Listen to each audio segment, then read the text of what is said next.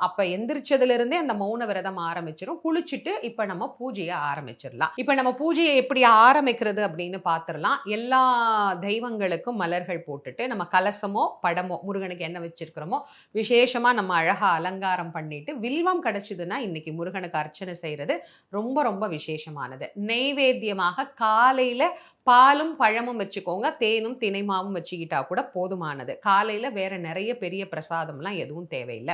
மாலை திருச்செந்தூரினுடைய சூரசம்ஹார கணக்குப்படி 4:30க்கு மேல தான் சூரசம்ஹாரம் ஆரம்பிக்கும். 4 மணிக்கு மேல அப்படின்னு வச்சுக்கோங்களேன்.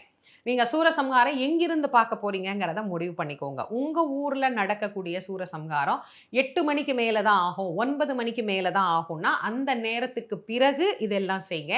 இல்லம்மா நாங்க அப்படி ஒரு கோயில எங்க ஊருக்கு போய் பார்க்கறதுக்கோ, இதுக்கோ வாய்ப்பு கிடையாது அப்படின்னா, திருச்செந்தூரினுடைய சூரசம்ஹாரத்த நீங்க கணக்குல எடுத்துக்கலாம். கணக்கு வச்சுக்கிட்டு மாலை 4 மணிக்கு மேல ஆரம்பிக்கிற அந்த சூரசம்ஹாரத்த முழுக்க